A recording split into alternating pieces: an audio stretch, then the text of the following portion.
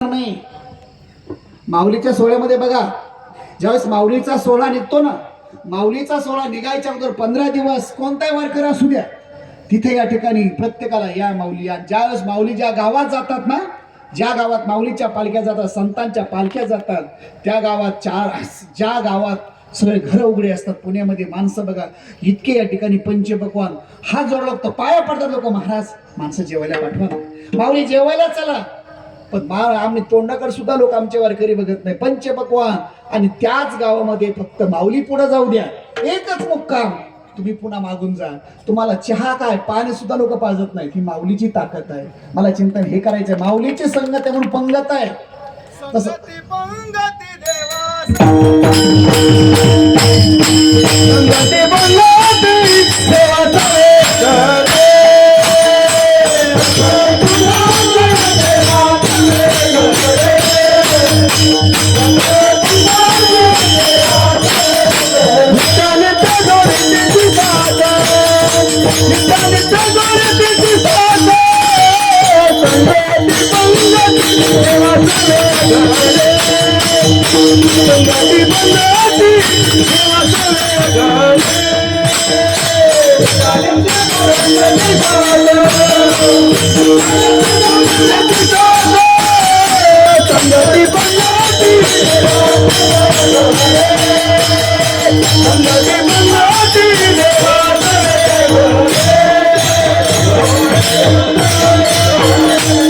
संगती पंगती देवासवी.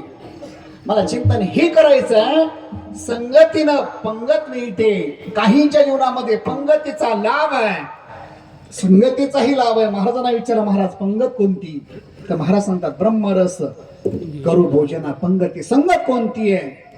तर महाराज सांगतात, संगत कोणती आहे? देव वसे चित्ती त्याची राहावी, ऐशे आवडते मना देवा पुरवावी वासना. ही चिंतन मला सांगायचं आहे. संगती आपल्या गावात आहे 7 दिवस, आणि पंगतीचा काय विचार करता बस, काय पंक्तीत आपल्या गावात रोज पदार्थ वेगळे खायला, हे पंगत आहे.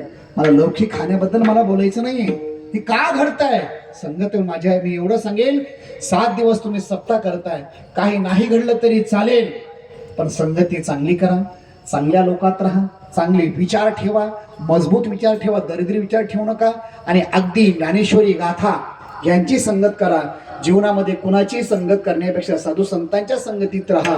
तुमचं भाग्य की तुमच्या भागामध्ये अर्थात नारायण बाबा, वामन बाबू महाराज, भगवान बाबा आणि अतिशय त्यागमूर्ती संत, आज त्यांची सेवा करण्याचं सौभाग्य तुम्हाला मिळतंय. अशा लोकांच्या संगतीत राहा.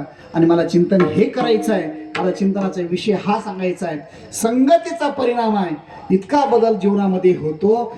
सजीवावर संगतीचा परिणाम काही विशेष नाही आहे, पण निर्जीवावर सुद्धा संगतीचा परिणाम होतो. तुम्ही आंधीला कधी आलात, माऊलीचा समाधीवर डोकं ठेवतो, डोकं ठेवल्यानंतर पुन्हा माणसं विचारतात, का होई ते भिंत कुठं चालवली? लोक सांगतात, नाही इथून पुढे वळा, डाव्या साईडला जा, तिथे तुम्हाला भिंत चालवली दिसेल.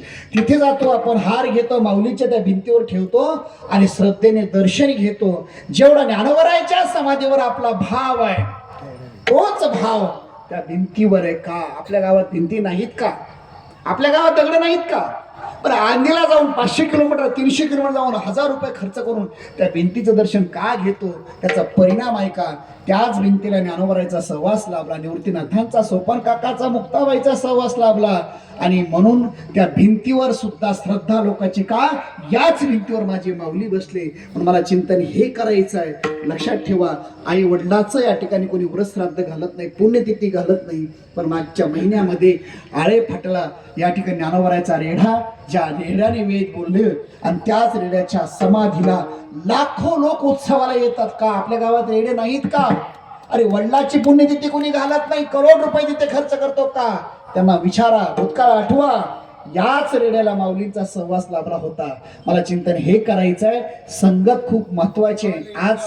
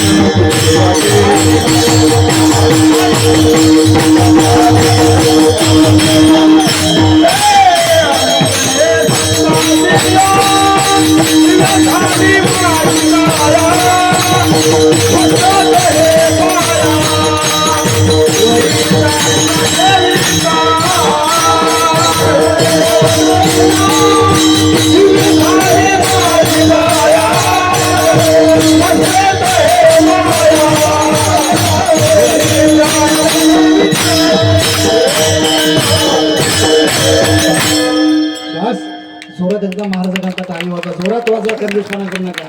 बस असं कुठंतरी आता प्रमाण असे वारकरी मेले म्हणतात बरं का बाबा.